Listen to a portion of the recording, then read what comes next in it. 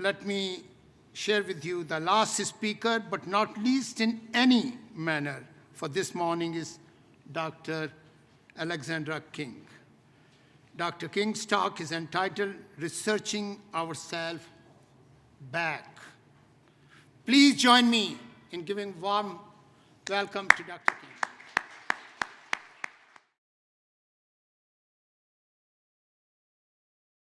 King. So I would like to begin by also expressing my gratitude for being welcomed here to live, work, and play on Treaty 6 territory in the homeland of the Métis.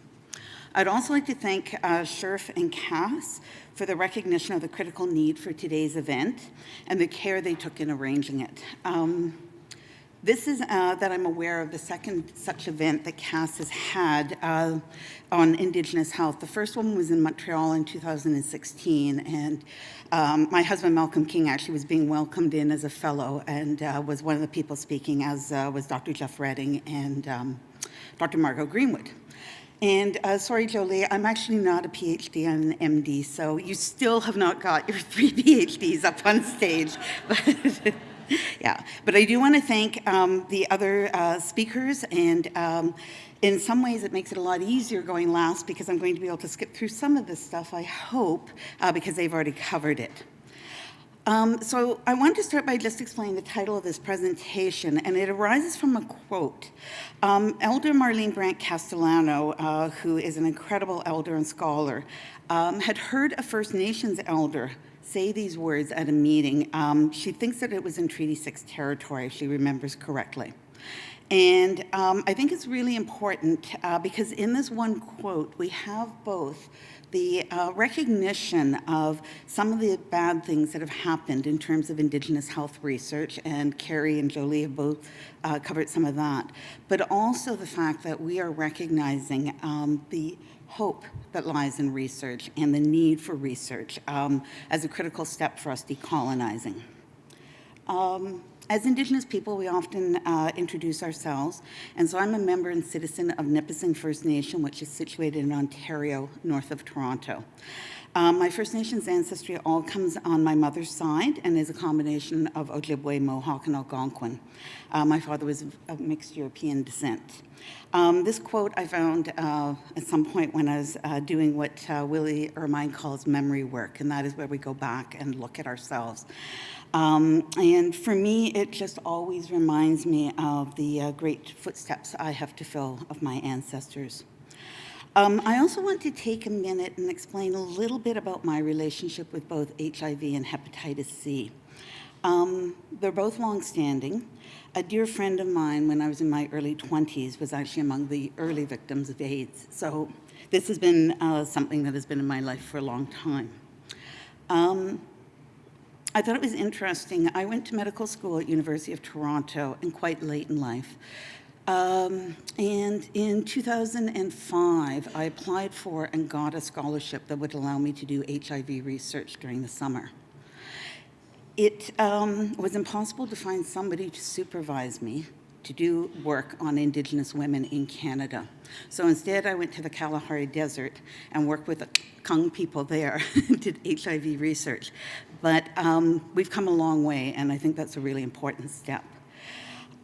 In terms of hepatitis C, that actually came much later in my life. It was during my residency in internal medicine, and several people that I worked with had advanced hepatitis C and suffered through its consequences. So things like cirrhosis with refractory ascites, spontaneous bacterial peritonitis. We were having conversations about TIPS versus TAPS and severe thrombocytopenia with spontaneous variceal bleeds and whatnot. From somebody who is studying, a medical learner, this was just such a rich environment of things to be learning. But sometimes, as physicians, we're very privileged to be with people during these calm periods when they're in the hospital. And sometimes it's calms before or during, and hopefully if we're lucky, after some of these storms. But the things that I learned from these people were the ones that really made me commit also to hepatitis C. And so I trained to be an internist, and my clinical focus is HIV and hepatitis C.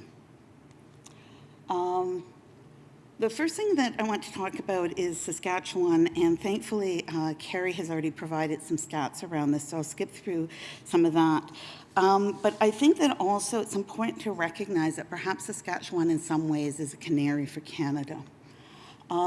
This slide was courtesy of Dr. Abraham Khan, and pretty much what Carrie was saying is that the rates of HIV are quite bad in Saskatchewan, and that you see that there is a clear right now south to north gradient.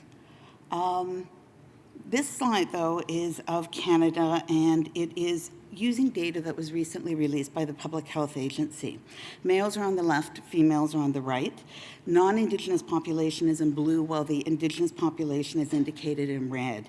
And I think it's important to note that there are dual axes, and I've kept the numbers consistent on both. Another thing that's interesting in our data is that ethnicity is actually only available for about 50 to 60% of people. And this is a combination of BC not being able to release ethnicity data around Indigenous people, and this is a data sovereignty, and they're being very respectful of First Nations Health Authority as they're trying to understand what that data looks like. Quebec also does not provide it. But then as well, when people are in fact being diagnosed with HIV, sometimes ethnicity questions are not asked, and so therefore we don't have that data. However, in Canada overall, you'll see that males experience a very gradual upward trend between 2012 and 2016. Indigenous males actually remain fairly steady, both in terms of absolute numbers as well as percentages of males for whom we know ethnicity. The females in Canada, you see also a general upward trend in the blue line. But amongst Indigenous females, this trend is even more dramatic. In fact, if we look only at First Nations females, HIV diagnoses rose from 68 to 103 during these 5 years. That represents a 52% increase. Also, you will note that Indigenous females make up somewhere between about 30, sorry, I'm not sure if that's C, yes, there we go. Somewhere between about 30 to 36% of HIV diagnoses amongst women in Canada. We make up 4.9% of the population.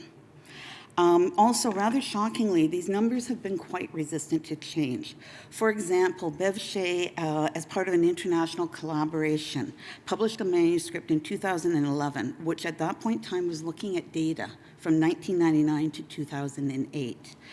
And what they found was that Indigenous women in Canada, Australia, and New Zealand all experienced significant health inequity in terms of HIV.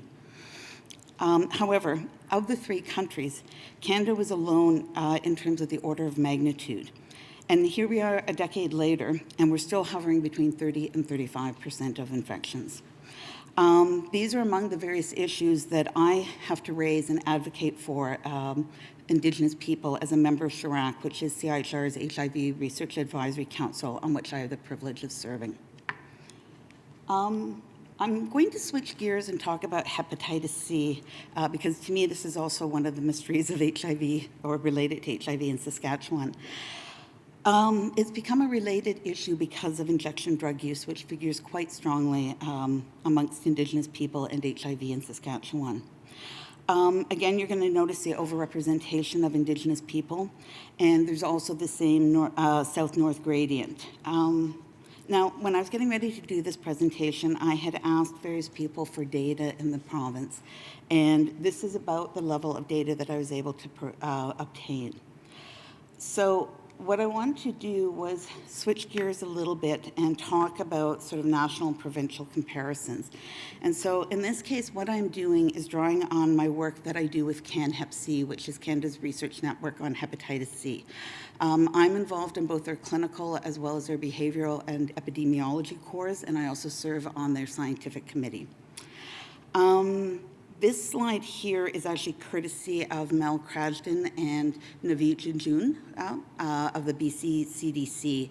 And this is really what is considered state-of-the-art in terms of hepatitis C epidemiology. So they started creating these cascades of care. It comes from work that was in the HIV world, and now we're porting it over to hepatitis C, and in fact, they're doing the same sort of thing in diabetes.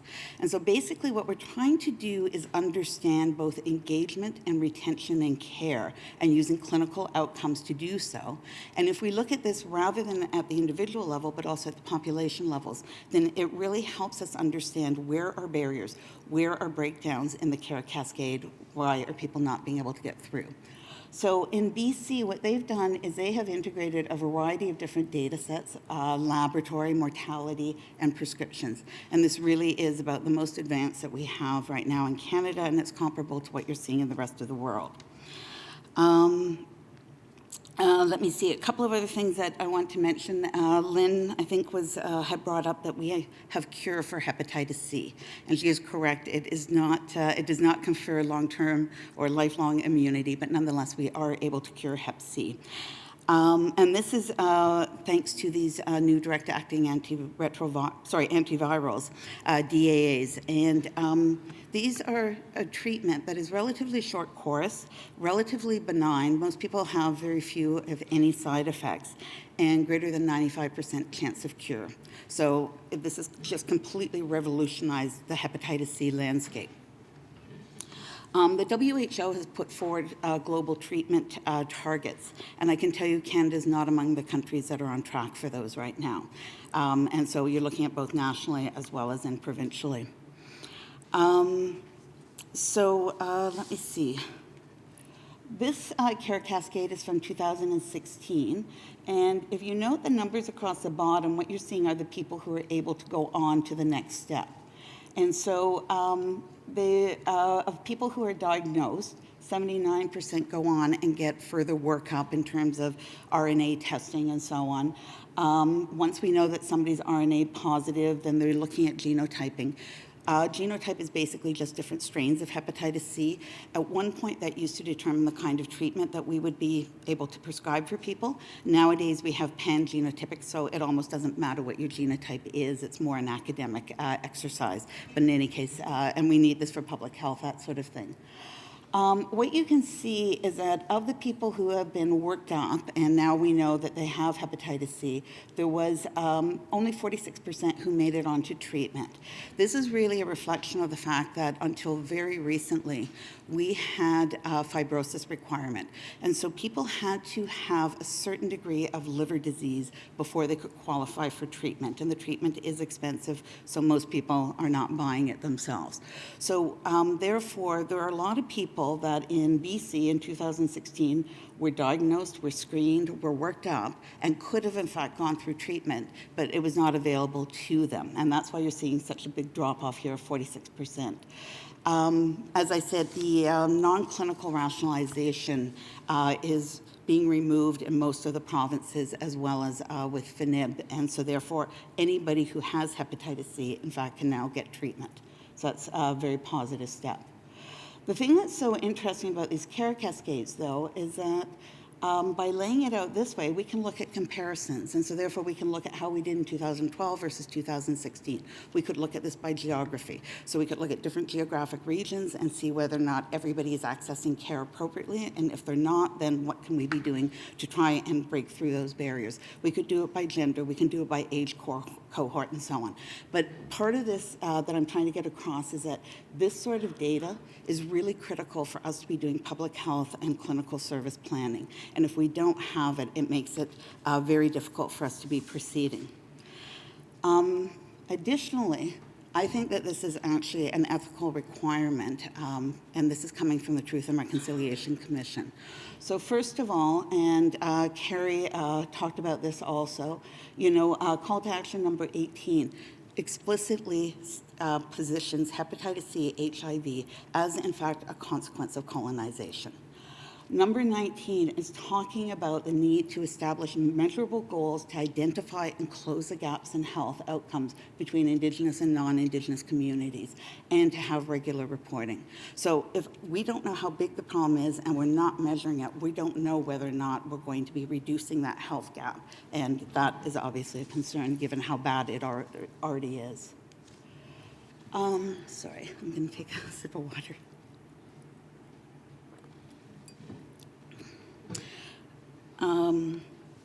So I'm now going to take and shift gears again, and I was thinking about what I could talk about that hopefully will inspire people and really stimulate some thoughts as to where we could be going next. And so it occurred to me that research ethics and methodologies are really quite critical, and they actually inform each other. And so I'm going to talk about a couple of concepts that we use to help frame our work, and this is how we are undertaking research, is also how we take and are building teams and going about analysis and various other things. And so the first concept that I want to talk about is that of two-eyed seeing. It was proposed by Mi'kmaq elder Albert Marshall. And he talks about the importance of us being able to see through one eye with the strengths of Western ways of knowing and through the other eye with the strengths of Indigenous ways of knowing. And that it is when we can bring these two eyes together, these two visions, these two different understandings, that is when we are really going to be able to be potentiating things. And this can apply to research, it can apply to care, clinical care. And I think that it's important to note that when Albert was talking about Western ways of knowing and Indigenous ways of knowing, he's not talking about like some sort of pan-Aboriginal concept or something, but rather what is relevant to the person. So as an example, I'm now living in Treaty 6 territory, and therefore what is relevant to the Indigenous people here is probably going to be very different than what is relevant to the Nipissing, where I come from, or recently when I lived in Vancouver, I was on Coast Salish territory. And so it is the relevant Indigenous ways of knowing, but it's also what's relevant of Western ways of knowing. So sometimes we need to bring medicine into it, sometimes we may need sociology, nursing. There's all sorts of different skills within Western ways of knowing, and so we're trying to bring these things together. The other concept that I think is really quite critical is that put forward by Willie Ermine. And he is, of course, a scholar, a lodge keeper here in Saskatchewan. We're very, very fortunate to have him. And Willie talks about ethical space and the need for us to be creating ethical space. And this is basically when you have two different worldviews coming together, that space in between has to be a relationship that is developed and nurtured. We have to take and go through this process of developing a common language, understanding what does it mean when I'm saying this and you're saying that, because a lot of times we're probably talking about the same thing, but then again, there are other items where how I conceptualize things as a Nipissing woman may be very different than what is conceptualized from a Western way. And so Willie was talking about the need to create this ethical space when you have two different worldviews coming together. And the way that we see it is that it would be very challenging to get to true two-eyed seeing if, in fact, you haven't managed to create that ethical space. And so I think these concepts are reinforcing, and that is certainly the approach that we have been trying to take. The other thing that Willie talks about, though, is that in academia, and in fact, I would argue Western society in general, we privilege Western ways of knowing. So in fact, PhDs and MDs and so on are often afforded privilege. And unfortunately, Indigenous ways of knowing tend to be subordinated and are not upheld to the same level. And so one of the things that Willie pointed out is that, in fact, we have to level the playing field. We have to uplift Indigenous ways of knowing, so therefore we're on the same level and we can relate together. And so that is another really critical aspect in terms of ethics of doing research together and being together. We recently had the Canadian Association of HIV Research had its big meeting in Vancouver. It was just over, I think, last week. And a research team that my husband and I, Malcolm King, lead in Vancouver, were granted a special session at this meeting focused on Indigenous health and actually more specifically two-eyed seeing approaches. It was a real thrill because our research team is mostly located there, and you can see their names here on the far side. And our research team is composed of elders. These are elders who are actually working with us on a day-to-day basis and undertaking research. They're helping us design the questions. They're helping us implement the research. They're helping us analyze it. We also work with people with lived experience, and that lived experience can be anything from residential schools, the 60 Scoop, foster care system. The number of people who themselves were involved in foster care or had their children taken is really quite shocking. There are also people who have lived experience of HIV, hepatitis C, drug use, incarceration, gangs, sex trade, and so on. And they are absolutely brilliant researchers, and a real pleasure and privilege to be able to work with them. We also, Malcolm and I, have a very strong commitment to mentorship, and therefore we have been able to work with various students and basically early career people. The team is also composed, as you can see, of various allies, and I'm not sure that I really like the term ally. That's sort of what's come into being, but it always brings up these connotations of war, and if you're not an ally, then, you know. So I don't think we've quite got the right vocabulary, but in any case, it is critically important that we are working together and working well. Here you'll see a list of the different projects that the team presented, and these are all CIHR funded with the exception of the Peers for Wellness. This is a peer navigation, peer support research project, and that was actually funded through Gilead. And on the bottom, I have here some of the guiding principles that we use. So I've talked about seeing an ethical space. We do land-based and culture-based research. It involves spirituality, it involves ceremony. We celebrate multiple lenses, multiple ways of knowing. We have an ethical relationality, and that is between ourselves as team members. That is ourselves to whatever the project, the idea that we're working with, and it's also with ourselves and our participants. And I thought it was really interesting because the people on our team really look at participants as family. They look at them as sisters, as mothers, as brothers, and so on. And therefore, when they are undertaking research, right from the beginning planning through the implementing and the analysis and so on, they are really doing this as an act of love, and they take very good care of the people. So at this special session, and this is at, a big sort of typical Western biomedical type of conference, what the team decided that they want to do was actually demonstrate some of the research principles that we had.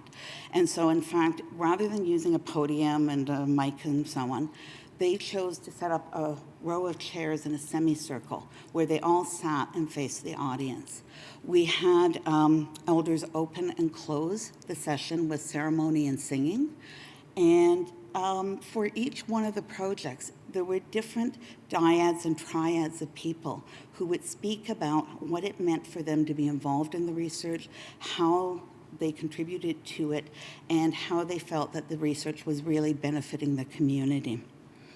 Let me see.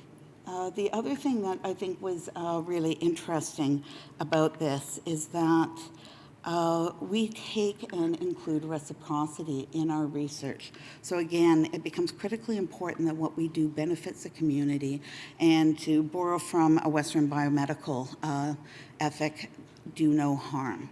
And I have to tell you that research in the downtown east side of Vancouver right now is fraught with peril. We have to be very careful in the questions that we are asking people because we do not want to trigger, we do not want to re-traumatize. We also have to be very careful about when we are working with them and they leave us, that they are leaving us in a good way. And that is because when we provide participants with honoraria, right now downtown east side, if they were to go out and buy something, that could equal death. And so therefore we have to be very careful about what we're doing. And it is such an honor to be working with this group of people because they all recognize our responsibility and our need to be giving to this community. Jolie was talking in her presentation about the changes that she saw through some programming and so on. For us as well, when we're approaching research, we are doing so as a healing intervention. And people are telling us about how they are healing as a consequence of undertaking the research. In the case of the first project, which I'm not going to try to pronounce, it's a Coast Salish name that was given to us by one of the elders, but it basically is Warrior Women Healing. And so this project is designed to be working with Indigenous women living in the downtown east side. It was not disease specific, so they didn't need to have HIV or drug use or anything to participate in the study, but it was rather trying to understand the intersectionality, the underlying determinants of health, and also resilience and what they need in their wellness journey. What was interesting is that these are women in the downtown east side. Many of them are living hand-to-mouth, extreme poverty. And as they went through the intervention, there were several women in each of the different arms that we did who felt the need to be giving something back. And so, in fact, at this special session, and Jason, you were there for it, they presented me with this bundle. And this contains a variety of different gifts and medicines from these women who participated in the research. And what they wanted to do was present a bundle that would become part of the research that is going forward. And so what we have decided to do is that we're going to take and basically celebrate this bundle and awaken it at a feast that we're going to be having in Coast Salish territory probably within the next month or so. But being gifted a bundle is actually a huge responsibility as well. And so it means that we have to continue to be doing research in a very good way moving forward. Let me see. There. I'm going to have to zip along a little bit. As a matter of fact, I think I will be skipping through that one. So one of the things that I did want to say is that at CAR last couple weeks ago, there was actually a fair amount of Indigenous content. The next CAR meeting is actually going to be happening here on Treaty 6 territory, May 2019. And I think that it would be a challenge to us as a group to be looking at how, in fact, we can be indigenizing this in a much more significant way. The last thing that I want to cover quickly concerns health system research. And this is something that I have been involved with for quite some time. We look at things both from a theoretical perspective, but then also trying to translate research into action.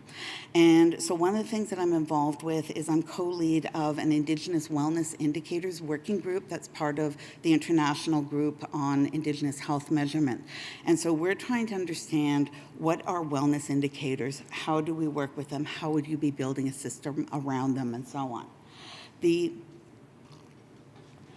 Another thing that we have been involved with is looking at more responsive models of care for Indigenous people.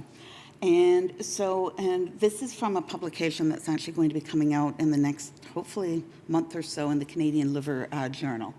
And so on this one here, what we have is on the far side, basically a representation of the mainstream Hep C care system.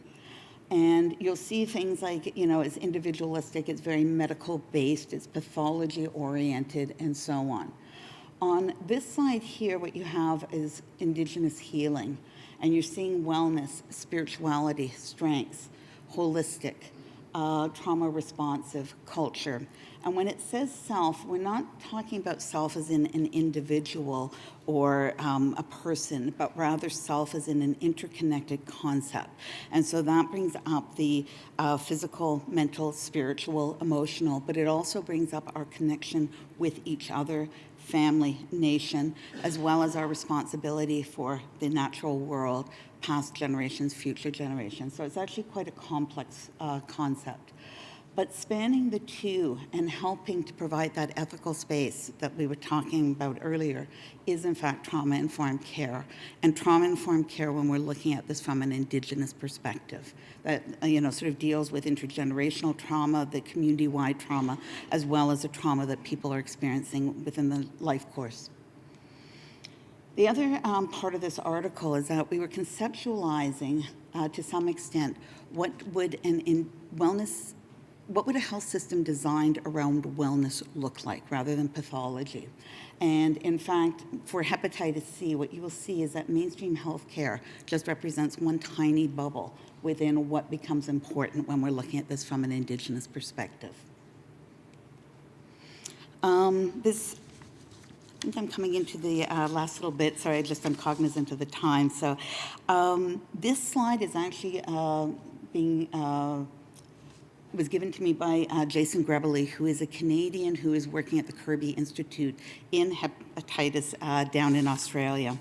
And one of the big things that we're seeing lately is that because of the new medications that are available for hepatitis C, we are able to take and really turn around our system of delivery and so on, so that it's not based on the old traditional model where we're trying to get everybody into these tertiary care centers, but instead are trying to figure out how we can bring Hep C care to the community.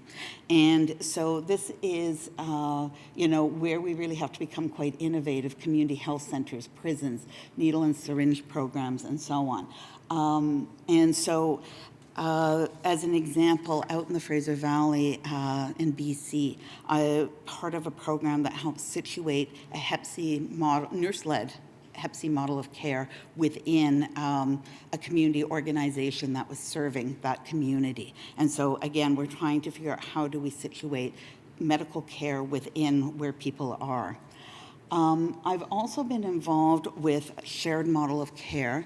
In the BC Interior, I've been part of a program that has existed for 2.5 years, and I think we have cured more than 150 people that were able to stay in their community rather than having to travel down to Kelowna, up to Prince George, over to Vancouver with incredible wait times.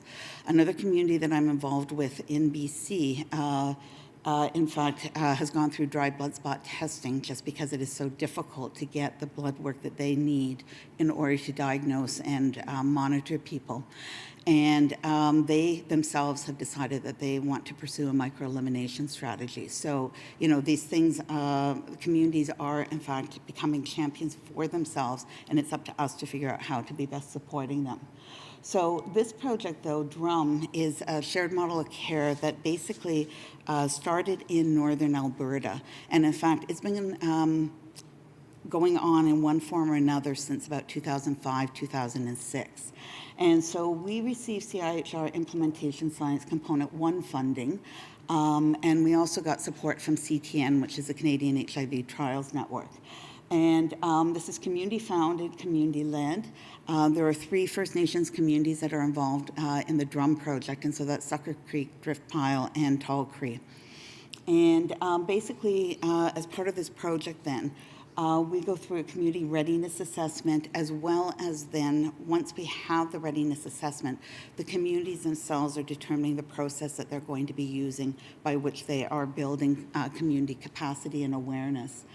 We had 2 team meetings, and during one of the meetings, we actually went through community services mapping. And so basically looking at patient journeys from each of the communities, who they are interacting with, and so on.